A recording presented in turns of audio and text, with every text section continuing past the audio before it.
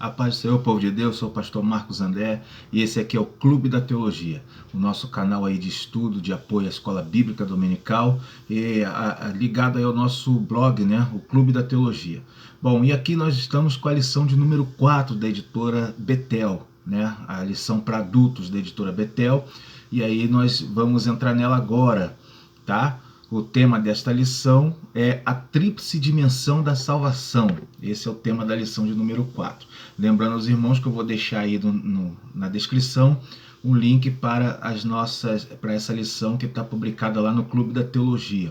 Vou deixar também o link para o nosso subsídio que nós colocamos no blog, né? E está lá também esse link, está aí na descrição do vídeo, tá? E também o link para o meu livro, tá? Se você não adquiriu, dá essa força aí no nosso ministério, né? O livro O Maior Milagre de Jesus, tá bom? Bom, vamos lá. Então, a lição é de número 4 da editora Betel.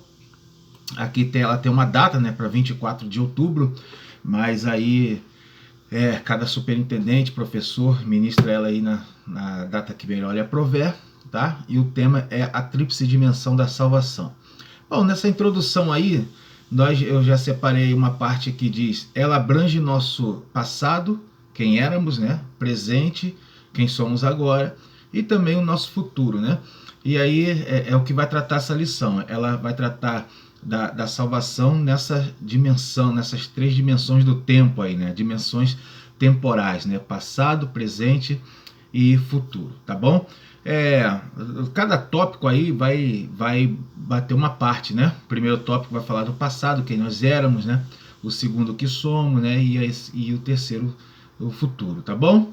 Bom, então vamos lá. Aqui no primeiro tópico tem quem éramos no passado, né? E a lição vai... A ideia aqui é reforçar quem nós éramos. Sempre que um cristão ele olha para trás para a sua vida, o que ele era, né? E o que ele é agora, na ótica do Evangelho, ele vê algo de bom, né? Porque todos nós não éramos boas pessoas, né? E aí a gente vê que a gente melhorou. E se a gente melhorou, então o Evangelho valeu a pena para a gente. Quando alguém tem essa consciência, né? Por isso o texto fala de voltar ao primeiro amor, dando aquela ideia de você relembrar, né? De onde você caiu, lembrar do que você era, né? Isso está lá em Apocalipse. Então a gente é necessário fazer isso aqui. Bom, vamos lá. No primeiro subtópico tem como título Nossa Condição Diante de Deus.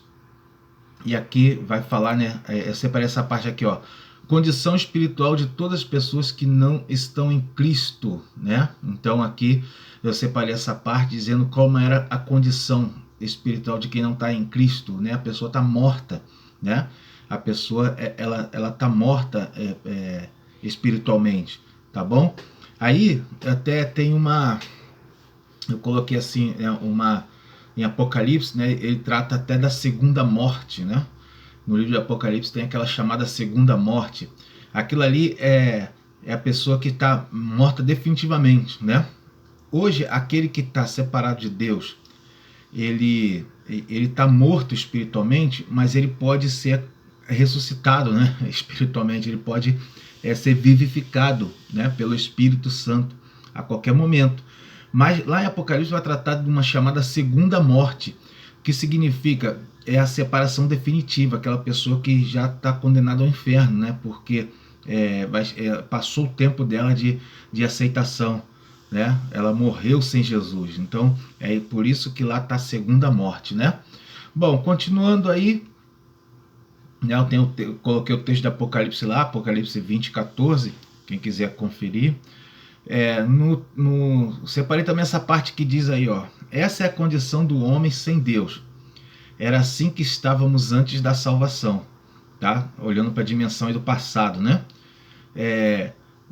E sobre isso eu escrevi que o interessante é que ainda somos pecadores. Olha o interessante aí.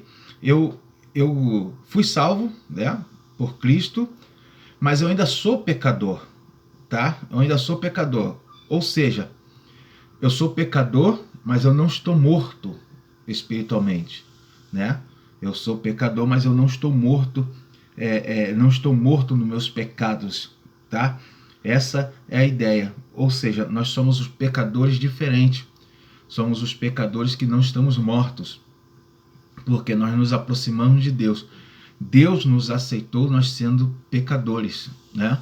Aí, claro que há uma limpeza diária, há uma regeneração, há um trabalhar do Espírito Santo, você não se sente à vontade com o teu pecado. Quando você perde a salvação? Quando você se sente à vontade em pecar. Quando o teu pecado ele não te incomoda, aí tu perde a sua salvação, porque você está conivente com a situação de pecador. E não é isso que Deus quer para nós. Ninguém pode estar satisfeito em pecar, senão você não é salvo, né? Continuando no subtópico 1.2, o título é Andávamos segundo o curso do mundo. Andávamos segundo o curso do mundo. Separei essa parte que diz sistema de valores sociais que está totalmente alienado de Deus. Está falando do sistema mundano, né? São os valores da sociedade, do secularismo, né? São valores valores dessa sociedade moderna. Eu separei alguns, coloquei alguns aí, né? Ideologias, costumes, né? Culturas, são sistemas da sociedade moderna, tá bom?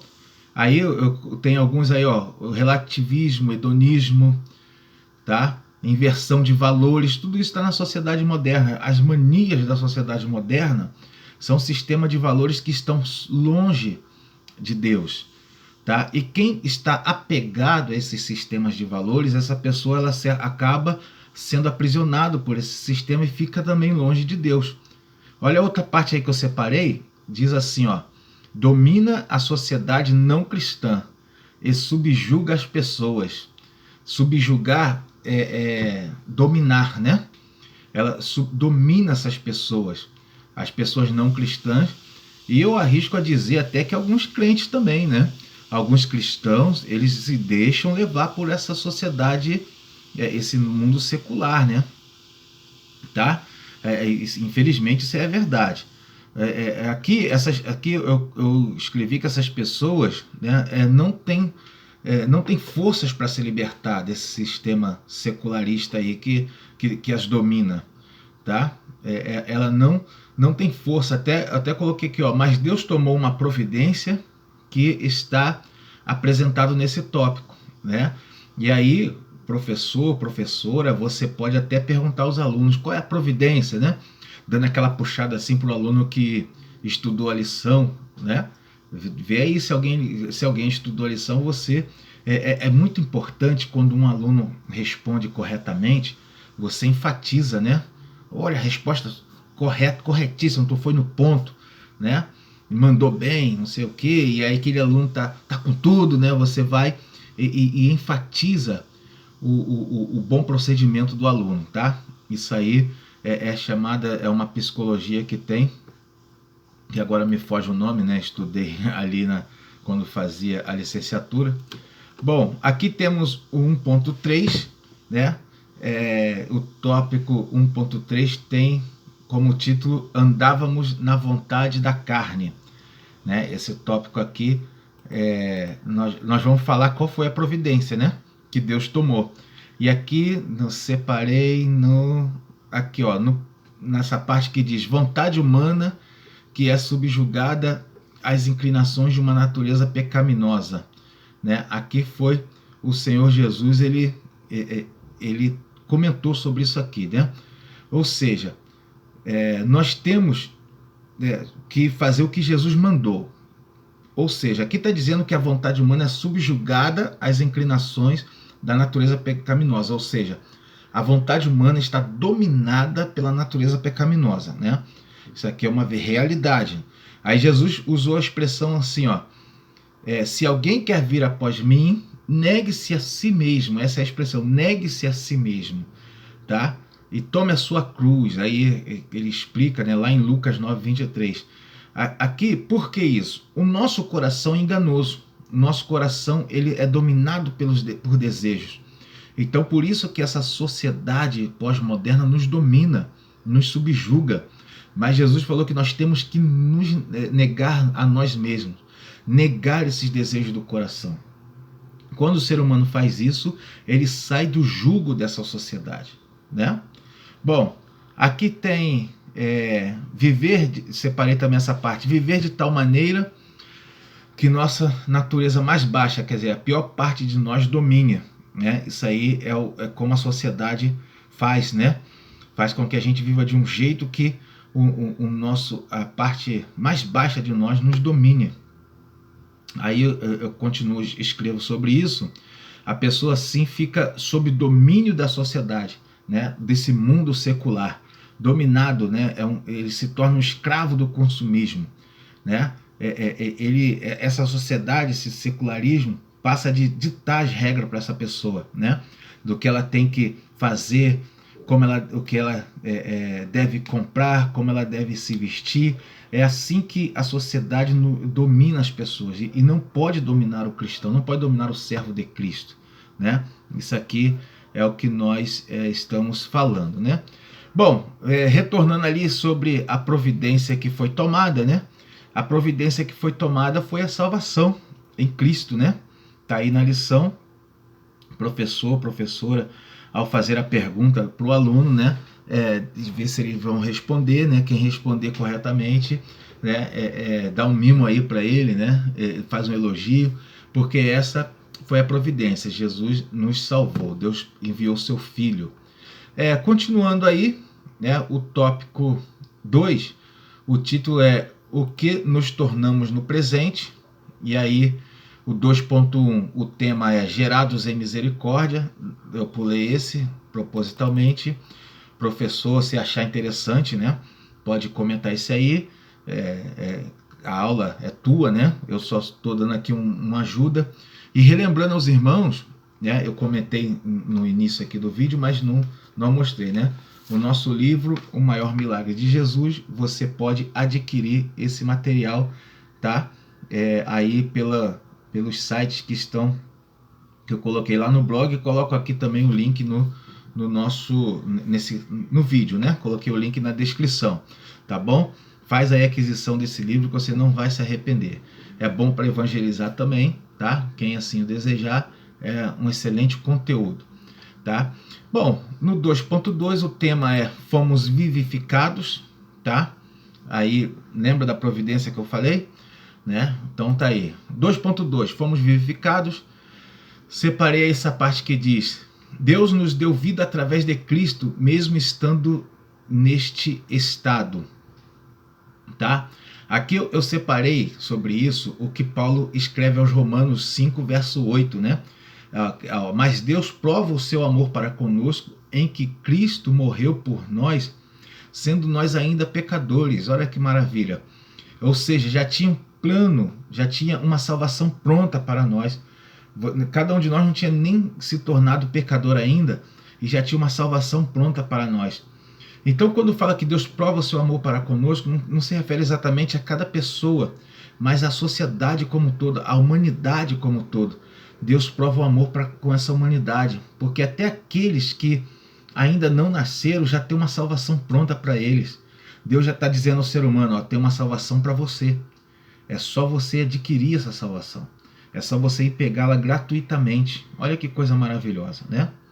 Bom, continuando, tá? O tema, separei essa parte que diz aí, sentando-nos em lugares especiais com Ele próprio, Jesus, né?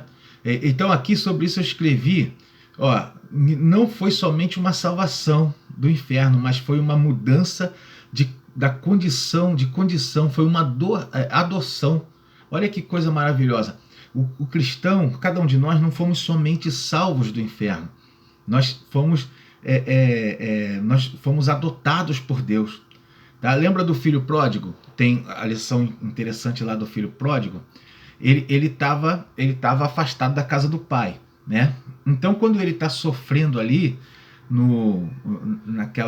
naquele local distante, né? Sem comida, né? Passando fome, frio, ele está sofrendo. Ele se lembra da casa do pai. Só que quando ele volta para a casa do pai, o desejo dele é de ser um mero servo do pai.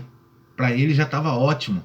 Ele ia ser salvo daquela fome, da miséria, né? Porque até os servos do pai dele tinha boas condições, né, de alimentação, né? Então, esse era o desejo. Ele não se achava digno nem de ser como servo. Se o pai desse um lugar para ele como servo, para ele já estava ótimo. Mas aí, o que acontece? O pai restaura ele a posição de filho e não de servo. Assim foi o que Deus fez conosco, né? Assim, nós mesmos, eu coloquei isso aí na lição, né?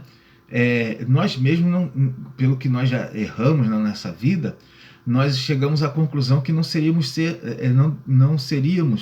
dignos nem de ser servos de Deus na sua obra, né? Não eram dignos nem disso. Mas aí Deus nos inseriu na sua família, na família de Cristo, e nós somos agora co-herdeiros com Cristo do Evangelho. Isso não é maravilhoso? Isso aí é bom para ensinar aí os alunos, né? É algo muito interessante, muito, muito bom. O subtópico 2.3, o título é Recebemos a cidadania do reino. Sobre isso aqui eu escrevi algo que é muito espetacular para a vida daquele que entende o que é o mundo. Olha só, aqui eu separei essa parte aqui, ó. A graça nos transportou de um reino para outro, ou seja, do reino das trevas para o reino da luz, do reino de Satanás para o reino de Cristo. Quer dizer, quem não está no reino de Deus, ele não pode achar que está livre. Ah, eu estou livre, eu vivo a minha vida. Negativo, se enganou redondamente. Quem não está no reino de Cristo está no reino de Satanás. Ah, mas eu não pratico obras de voodoo, obras de domínio satânico, eu não pratico satanismo, nem magia negra, né? Aquilo que o pessoal associa a Satanás, né? Eu não pratico nada disso. Eu não sou psicopata, eu não roubo, eu não traio a esposa. Mas olha, o reino de Satanás não é só isso. Isso é a parte mais suja do reino de Satanás. Mas o reino de Satanás tem uma parte mais atrativa também, né? Tem a parte mais atrativa. Qual é a parte mais atrativa? As benesses da sociedade, né? O luxo, a riqueza dessa sociedade. Tem pessoas aprisionadas em tudo isso aí. A vaidade, a moda, né? O hedonismo, o relativismo, a inversão de valores. Tem a sociedade, o mundo secular, o reino de Satanás está aprisionando essas pessoas. Tá bom? Isso aqui é uma realidade. Ah, só porque não tá roubando, não tá matando, não tá fumando, né? Tá achando que tá bem, não tá bem nada, tá aprisionada, né? Ela não tá bem, e eu vou mais longe ainda, vou mais longe. Ela não só está aprisionada, essa aparência dela de que está bem, ela está financiando, dando suporte a todos os que fazem isso que eu falei que é condenado por eles, né? Estão dando suporte, financiando aqueles que cheiram, que roubam, que fumam e fazem outras coisas piores, né? Tá? É só para nós pensarmos sobre isso aí, né? Se algum aluno aí estiver pensando em sair do reino de Cristo, pode saber que vai para o reino de Satanás, não está se libertando. Tem gente que acha que se liberta de Jesus, né? Acha que quando fica que ir para o mundo é uma libertação para ele, não é nada disso. Bom, o tema aí do tópico 3 é o que seremos no futuro, né? A tríplice dimensão, então agora vamos para a parte do futuro. O que seremos no futuro? Bom, o 3.1, o tema é tornamos-nos feituras de Deus. Então, o que seremos no futuro? Feituras de Deus. Aqui separei uma parte muito legal que fala assim, ó, somos um poema escrito por Deus, né? Aqui o comentarista fala dessa forma por causa de uma interpretação, né, de uma tradução sobre essa parte aí, né, que a lição trata. Ele fala que nós somos um poema escrito por Deus. E aqui eu escrevi sobre isso o seguinte: nós somos a obra de arte de Deus, né? Ou seja, como um poema é uma obra de arte do autor, né? Nós somos uma obra de arte do nosso autor, né? Que é Deus, né? Ou seja, assim como um poema toca o coração das pessoas, né, que o lê, que se aprofunda nele, assim também é a vida de um servo de Cristo. Se ele é como um poema, ele também toca o coração das pessoas, né? As pessoas olham para um servo de Cristo, quem se aprofunda também, né, tem proximidade com ele, né? Vai ver o trabalhar de Deus na vida dele. Então a vida dele vai ser como um poema, né? Isso não é muito legal, né? Bom, continuando aí, um testemunho vivo de sua ação milagrosa. Sobre isso aqui eu escrevi o seguinte, ó: um testemunho de vida é mais edificante, né? Desde que visto de perto, né? Isso aí é interessante, a parte é mais edificante desde que visto de perto. Ou seja, já viu aquelas pessoas que não pregam, assim, eles dão testemunho de vida nas igrejas, né? Alguns exageraram um pouco, né? Falaram, parecia que achavam que estavam tirando onda, falando falando da sua vida pregressa, né? Do que fez no mundo. E a ideia não é essa. A ideia é que as pessoas que nos acompanham, parentes, familiares, vizinhos, pessoas que nos conhecem de perto, vejam que nós fomos e o que nós somos hoje. É isso aí. Esse é o testemunho. O testemunho só tem serventia para aqueles que estão próximos a nós, né? E no púlpito de uma igreja, num culto, o testemunho tem que ser uma coisa assim, pode ser subjetivo, falar rápido, né? Falar em poucas palavras, porque o importante num culto é a pregação da palavra, né? Bom, na vida de uma pessoa, que aqueles que estão próximos a essa pessoa vai ver o que Deus fez, e aí esse testemunho vai edificar muito mais do que aquilo que a pessoa falar. Essa é a realidade, né? Bom, continuando aí, tá? 3.2, o título é Para Mostrar nos Séculos Vindouros. Aí separei sobre isso aí, o comentarista coloca assim, ó: como joias raras adquiridas por um alto preço. Sobre isso eu escrevi o seguinte: o que é mais importante no reino de Deus, na igreja, são as almas. Quem olhar o meu Facebook vai ver lá, o que eu escrevi é que a igreja ela só é útil nessa sociedade enquanto ela ganhar almas. A partir do momento que a igreja não ganhar mais almas, ela se torna inútil, ela não serve mais, ela se torna obsoleta, né? Então a igreja tem que ganhar almas. O que é importante no reino de Deus é almas, né? Almas geram almas, né? É assim que a igreja funciona. Se ganha mais vidas no reino de Deus a partir do testemunho de outras vidas, e não a partir de pregações em púlpitos. As pregações hoje em dia elas estão servindo mais para edificar as vidas que já estão ali dentro da igreja, né? Mas o que vai ganhar mais vidas mesmo no reino de Deus são os testemunhos dos crentes no meio da sociedade, no local de trabalho.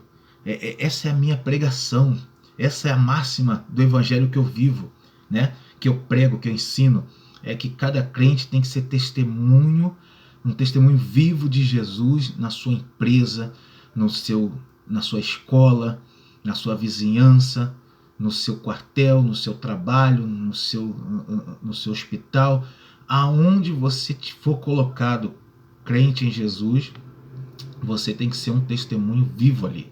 Amém? Isso aqui é um ensinamento importantíssimo do Evangelho dos últimos dias, né? Bom, aí eu separei também sobre isso, né? Eu coloquei... sim. Aí continuando aí, né, nesse tópico, eu coloquei, separei essa parte. Jesus voltará para reinar por 1000 anos. Aí então o mundo verá a grandeza da igreja. Ou seja, a igreja será observada, né? E eu até escrevi sobre isso o seguinte, que a igreja ela já é observada. Hoje ela é observada pelos críticos, né? Por aqueles que procuram erros na igreja para criticá-la. Ela é observada. Quando eu falo a igreja, eu falo as pessoas, né? O povo de Deus. Então, nós somos observados, né? A igreja é observada. Assim como num casamento, né? A noiva é mais observada que o noivo, por causa do vestido, né? Por causa do centro das atenções que é a noiva. Assim a igreja também é no mundo. Ela é mais observada, né? No mundo, Por quê? Porque as pessoas querem ver na igreja, uns querem ver os erros da igreja e outros querem ver os testemunhos para edificação das suas vidas, né? É isso aí, tá bom? No futuro vai ser da mesma forma. Essa igreja vai assentar-se com Jesus no seu reino milenar, né? Jesus vai reinar por 1000 anos e a igreja vai estar ao lado dele. Nós estaremos com Jesus, amém? Bom, aí o tópico, já indo para o final, o subtópico 3, diz que o tema é seremos a assinatura visível da sua obra, né? Separei sobre isso a parte que diz assim: ela será a demonstração eterna da graça de Deus, tá? Aí, né, coloquei que separei sobre isso, que já nos dias atuais essa igreja é observada, já até comentei, né? Separei também essa parte que diz aqui, ó, testemunha da habilidade de um cirurgião após uma delicada cirurgia. O interessante sobre isso aqui que eu escrevi é o seguinte, né? Quando o cirurgião faz uma cirurgia, o paciente ali que foi salvo, né, pela mão do cirurgião, ele é o testemunho da habilidade daquele cirurgião, tá? Então assim também é a nossa vida transformada. Lembra que eu falei agora há pouco, né? Que a igreja, os crentes, eles têm que ser o testemunho na sociedade. É para isso, quando o crente que teve a sua vida transformada, ele é visto nessa sociedade, as pessoas olham para a vida dele e vai ver nele, né, a habilidade daquele que transformou ele.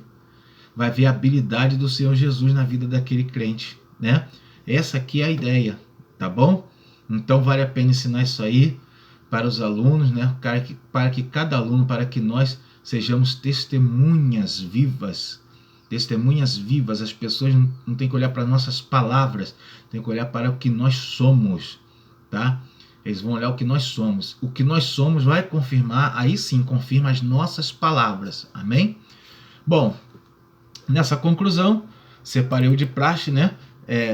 Faça a revisão dos pontos que foram abordados, elabore perguntas para fazer para os alunos, é muito interessante isso daqui, né? Faça perguntas na lição, faça os alunos interagirem, tá bom? E convide os alunos aí para a próxima aula, além de orar com a classe, né? Não pode esquecer isso aí. Bom, então aqui ficamos no nosso vídeo. Deus abençoe a vida de cada irmão. Lembro, adquira o nosso livro, tá bom? Entra lá no site lá das Lojas Americanas, você que já leu o livro O Maior Milagre de Jesus, entra lá no site lá das Lojas Americanas, Magazine Luiza, né? Aonde ele está sendo vendido, Casa Bahia, e ali comenta, faz um comentário, um elogio ali, né? Ou uma crítica, faça ali o seu comentário, tá? Para você impulsionar aí, né? A comercialização desse livro, tá? A ideia não é que eu fique rico, né? Um trabalho é bem pequeno, um trabalho é bem fininho, não é caro, tá? Mas a ideia principal dessa obra aqui é que seja difundido no meio do ímpio o reino de Cristo. O meu livro está na prateleira junto com livros seculares, tá bom? Eu não fiz ele, não publiquei com uma editora evangélica, né? Uma editora cristã, mas foi com uma editora secular, para que ele seja difundido para as pessoas. Bom, Deus abençoe a sua vida, tá? Vamos ficando por aqui, até o próximo vídeo, uma boa aula dominical para todos, em nome de Jesus. Amém.